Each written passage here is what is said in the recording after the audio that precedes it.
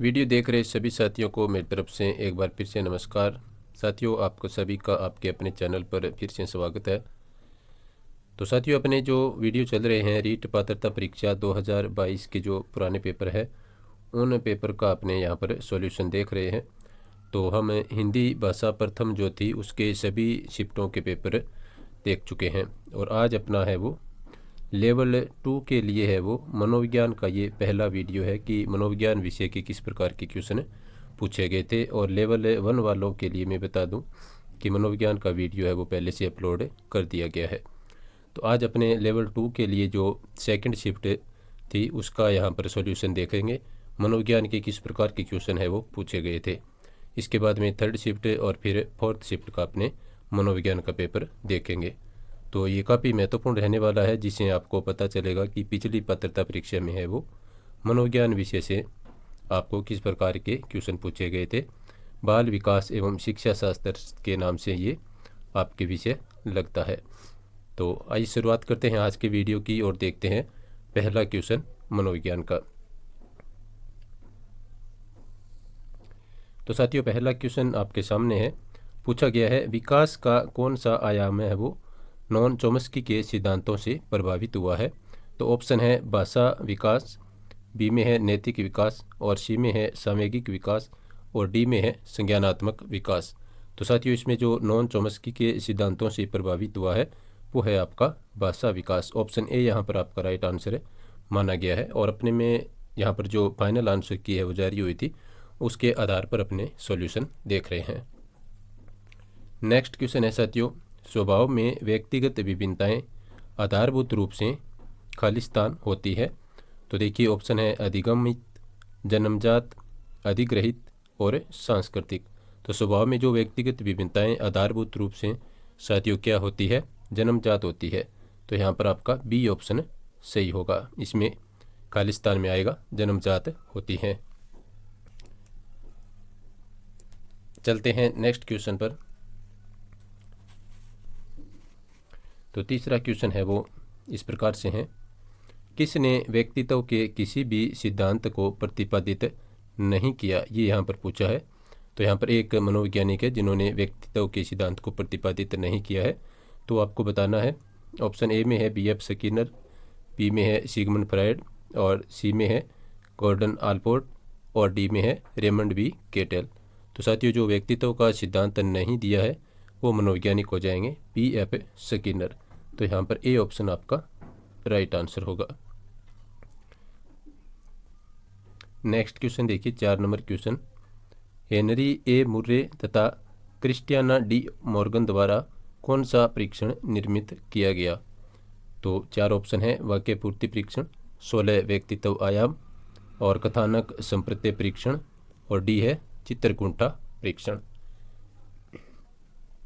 तो साथियों, इस क्वेश्चन का आंसर होगा कथानक संप्रत्यय परीक्षण, सी ऑप्शन आपका राइट आंसर होगा। तो इसको इंग्लिश में कहते हैं थाइमेटिक अप्रेशन टेस्ट। नेक्स्ट क्वेश्चन देखिए, एक बालक की वृद्धि से कौन सा कारक है वो संबंधित नहीं है, वो आपको पूछा है। तो पोषण, स्वास्थ्य, निद्रा और अधिवास। तो साथियों, इस क्वेश्चन का आंसर होगा अधिवास है वो बालक की वृद्धि से संबंधित कारक नहीं है, डी ऑप्शन आपका राइट आंसर होगा। 6 नंबर क्वेश्चन देखिए, कौन सा बुद्धि परीक्षण बुद्धिमत्ता का सांस्कृतिक मुक्त अवाचिक परीक्षण है। तो बुद्धिमत्ता का समूह परीक्षण, वेसलर वैश्विक बुद्धिमत्ता मापनी, पाटिया बैटरी, और स्टैंडर्ड प्रोग्रेसिव मैट्रिसेज। तो साथियों, इस क्वेश्चन का जो आंसर होगा वो होगा standard progressive matrices, D option यहाँ पर जो है वो परीक्षण बुद्धिमत्ता संस्कृति मुक्त वाचिक परीक्षण है। नेक्स्ट देखिए 7 नंबर क्वेश्चन, बहुआयामी बुद्धिमत्ताओं के गार्डनर के सिद्धांत में कौन सी बुद्धिमत्ता सम्मिलित नहीं है। अंतःवैयक्तिक, प्राकृतिक, सांवेगिक और अस्तित्वकारी। तो इनमें से कौन सी बुद्धिमत्ता है वो शामिल नहीं है किनके सिद्धांत में, गार्डनर के सिद्धांत में। तो साथियों, इस क्वेश्चन का आंसर होगा सांवेगिक बुद्धि है वो, या फिर सांवेगिक बुद्धिमत्ता इसमें शामिल नहीं है। नेक्स्ट क्वेश्चन देखिए 8 नंबर। रचनात्मकता चिंतन के कौन से प्रकार से संबंधित है? अत्यधिक चिंतन, आदि चिंतन, विमर्शी चिंतन और अपसारी चिंतन। तो साथियों रचनात्मकता है वो अपसारी चिंतन से संबंधित है। ये काफ़ी महत्वपूर्ण क्वेश्चन है और अपसारी चिंतन भी काफ़ी महत्वपूर्ण टॉपिक है, तो इसको आप अच्छी तरह से पढ़ें। यहाँ से आवश्यक क्वेश्चन है वो पूछा जाता रहा है। नेक्स्ट चलते हैं अपने 90 नंबर क्वेश्चन की तरफ। मानसिक विमंदित पद को किस पद के साथ प्रतिस्थापित किया गया है? बौद्धिक अयोग्यता, मानसिक कमजोरी, बौद्धिक पिछड़ापन और बौद्धिक प्रतिकूलता। तो साथियों मानसिक विमंदित पद को है वो आप देख सकते हैं कि बौद्धिक अयोग्यता के साथ प्रतिस्थापित किया गया है। तो ए ऑप्शन आपका राइट आंसर होगा। नेक्स्ट क्वेश्चन देखिए। व्यक्तित्व की सैद्धांतिक अवधारणा के लिए निम्न में से कौन सा सत्य नहीं है? तो यहाँ पर आपको जो सत्य नहीं है वो बताना है। तो स्थिर है, इसमें एक सामान्य है, एक स्थायी है और एक अनूठा है। तो व्यक्तित्व की जो सैद्धांतिक अवधारणा है उनमें से जो तत्व सत्य नहीं है वो होगा साथियों आपका सामान्य। तो बी ऑप्शन यहाँ पर आपका राइट आंसर होगा। तो मैं आपको एक बार फिर से थोड़ा सा कहना चाहूँगा कि आप वीडियो को पूरा देखें और लाइक शेयर अवश्य करें। रीट पात्रता के जो पुराने पेपर हैं वो आपको यहाँ पर मिलते रहेंगे और इसी नाम से अपना टेलीग्राम चैनल है तो उसको भी आप ज्वाइन करें। टेलीग्राम में जाकर के सर्च करेंगे तो वहाँ पर आपको जेपी एग्ज़ाम रिव्यू के नाम से टेलीग्राम चैनल मिलेगा, उसको आप ज्वाइन कर लें। नेक्स्ट चलते हैं 11 नंबर क्वेश्चन पर। पढ़ने से संबंधित अधिगम अक्षमता को कहा जाता है? तो पढ़ने से संबंधित जो अधिगम अक्षमता है उसको क्या कहा जाता है? तो ऑप्शन है डिसकैल्कुलिया, डिसलेक्सिया, डिस्ग्रेफिया और डिस्थाइमिया। तो साथियों यहाँ पर जो आपका आंसर होगा पढ़ने से संबंधित अधिगम अक्षमता वो होती है आपकी डिसलेक्सिया। बी ऑप्शन यहाँ पर राइट आंसर होगा। नेक्स्ट देखिए साथियों 12 नंबर क्वेश्चन। न्यूनतम आधारभूत सुविधाओं से वंचित बालकों को निम्न रूप में वर्गीकृत किया जाता है? तो अपराधी बालक, विशिष्ट बालक, प्रतिकूल परिस्थितिग्रस्त बालक और पिछड़े बालक। तो साथियों यहाँ पर जो आपका आंसर होगा वो होगा प्रतिकूल परिस्थितिग्रस्त बालक। सी ऑप्शन राइट आंसर है। नेक्स्ट देखिए निम्न में से कौन सा कुसमायोजन का व्यवहारात्मक लक्षण है? तो साथियों इस क्वेश्चन का जो आंसर होगा कुसमायोजन का व्यवहारात्मक लक्षण इसमें होगा आक्रामकता। ए ऑप्शन आपका राइट आंसर होगा।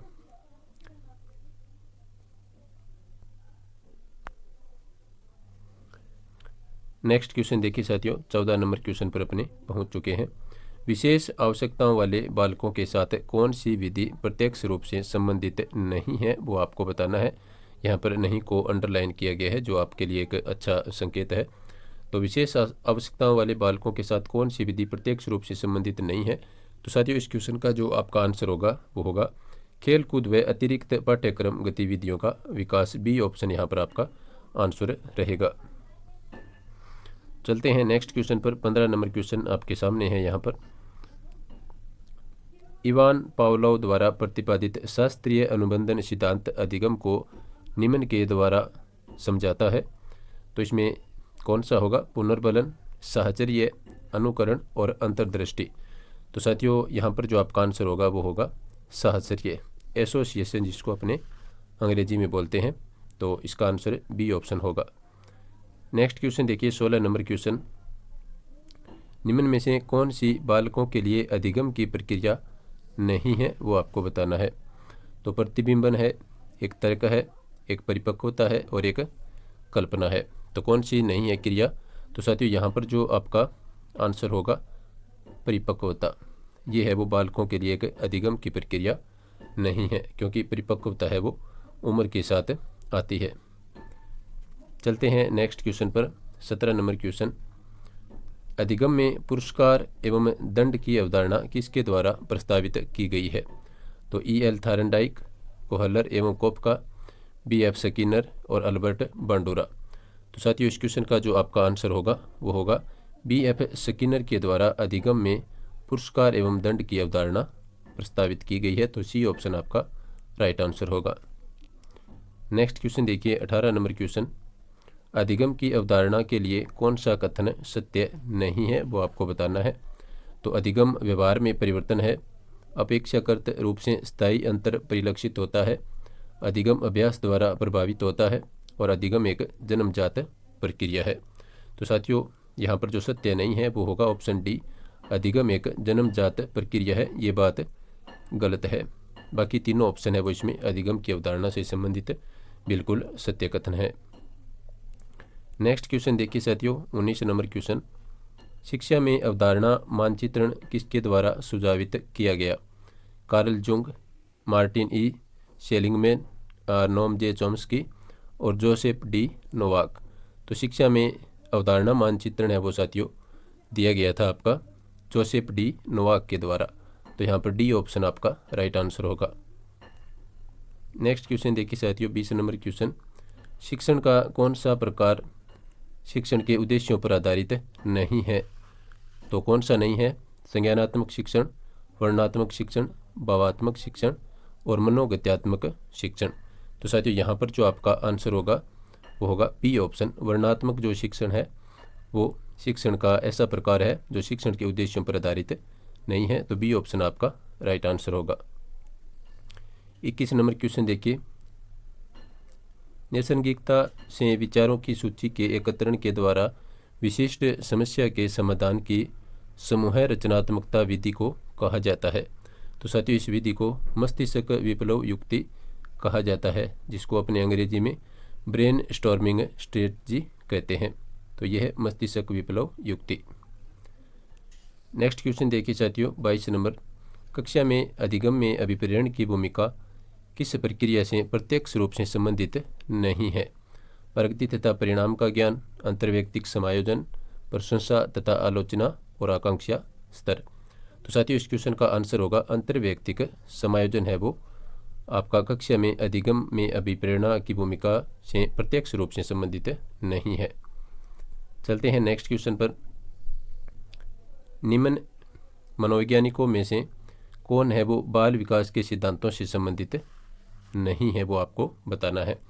तो साथियों यहाँ पर जो नहीं है वो आपके मनोवैज्ञानिक हो जाएंगे यहाँ पर option B, Abraham Maslow. B option आपका राइट आंसर होगा। चलते हैं अपने नेक्स्ट क्वेश्चन पर,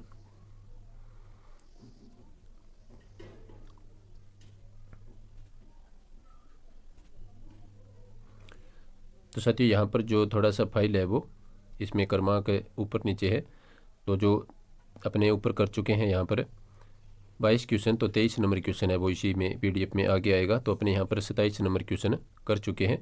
तो इसके बाद में अपने 28 नंबर क्वेश्चन देख लेते हैं, आनुवंशिकता की भूमिका के अध्ययन के लिए कौन सी विधि नहीं है? तो साथियों आनुवंशिकता की भूमिका के अध्ययन के लिए जो विधि नहीं है वो हो जाएगी आपकी समवयस्क समूह अध्ययन। डी ऑप्शन यहाँ पर आपका राइट आंसर माना गया है। नेक्स्ट क्वेश्चन देखिए 29 नंबर क्वेश्चन, एक व्यक्ति की दिखाई देने वाली दैहिक तथा मनोवैज्ञानिक विशेषताओं को खालिस्तान के रूप में परिभाषित किया जा सकता है। तो उनको क्या कहते हैं साथियों? फिनोटाइप कहते हैं। तो सी ऑप्शन यहाँ पर आपका राइट आंसर होगा। इसके बाद में देखिए 30 नंबर क्वेश्चन, उसके बाद में जो बीच में अपने मिस क्रमांक है उनको देखेंगे। तो देखिए इसमें है, किस परिप्रेक्ष्य के अनुसार बाल विकास शरीर के अंदर एवं एक विशिष्ट तथा पूर्व व्यवस्थित प्रणाली को दर्शाता है? तो ऑप्शन है वातावरणीय, सामाजिक, जैविक और मनोवैज्ञानिक। तो साथियों इस क्वेश्चन का आंसर होगा आपका जैविक। सी ऑप्शन यहाँ पर राइट आंसर रहेगा। अब अपने जो मिस जो क्वेश्चन थे बीच में वो यहाँ पर आ गए हैं। ये PDF थोड़ा सा आगे सेट हो गई है एक पेज। तो देखिए राष्ट्रीय पाठ्यचर्या रूपरेखा 2005 का मुख्य दर्शन है वो क्या है? तो देखिए व्यावसायिक कुशलताएं सीखना, बिना बोझ के सीखना, सह शैक्षणिक गतिविधियों को सीखना, सतत एवं व्यापक मूल्यांकन। तो साथियों इस क्वेश्चन का आंसर होगा बिना बोझ के सीखना। ये है आपका राष्ट्रीय पाठ्यचर्या रूपरेखा 2005 का मुख्य दर्शन। नेक्स्ट देखिए 24 नंबर क्वेश्चन, शिक्षा का अधिकार अधिनियम 2009 के लिए कौन सा कथन है वो सत्य नहीं है? तो इसमें जो आपका असत्य कथन है वो आपको बताना है। तो साथियों यहाँ पर जो असत्य कथन है वो है, अध्यापक के लिए प्रति माह या प्रति सप्ताह न्यूनतम 60 घंटों का कार्य। तो ये असत्य है, यहाँ पर आपका 45 घंटों का कार्य है वो अध्यापक के लिए होता है। तो इसमें देखिए जो पहले जो 3 कथन है वो बिल्कुल सही है। चलते हैं अपने नेक्स्ट क्वेश्चन पर। 25 नंबर क्वेश्चन, शिक्षा में क्रियात्मक अनुसंधान के विकास में किसने योगदान नहीं दिया है? तो Kurt Lewin, B.R. Buckingham, Stephen M Covey और स्टीफन एम कोरे। तो साथियों इस क्वेश्चन का आंसर होगा स्टीफन एम कोवे। इन्होंने शिक्षा में क्रियात्मक अनुसंधान के विकास में योगदान नहीं दिया था। चलते हैं नेक्स्ट क्वेश्चन पर। 26 नंबर क्वेश्चन, तो बाकी क्वेश्चन अपने कर चुके हैं, तो ये आज का आखिरी क्वेश्चन है। शिक्षा मनोविज्ञान में किस स्तर के मापन का न्यूनतम प्रयोग है वो किया जाता है? क्रमसूचक मापनी और नामिक मापनी, आनुपातिक मापनी और समान अंतराल मापनी। तो साथियों इस क्वेश्चन का जो आंसर होगा वो होगा आनुपातिक मापनी। सी ऑप्शन आपका राइट आंसर रहेगा। तो ये था आज का अपना वीडियो मनोविज्ञान के लिए लेवल 2 वालों के लिए फर्स्ट शिफ्ट थी एक तरह से। वैसे लेवल 1 वालों के बाद में ये जो सेकंड शिफ्ट हुई थी वो थी। इसके बाद में अपने लेवल 2 वालों के लिए जो थर्ड शिफ्ट है उसका पेपर करेंगे और अंत में होगा आपका शिफ्ट 4 का मनोविज्ञान का पेपर। तो आप इन वीडियो को लगातार देखें और अपने साथियों को भी शेयर करें। वीडियो देखने के लिए सभी साथियों का धन्यवाद। नमस्कार।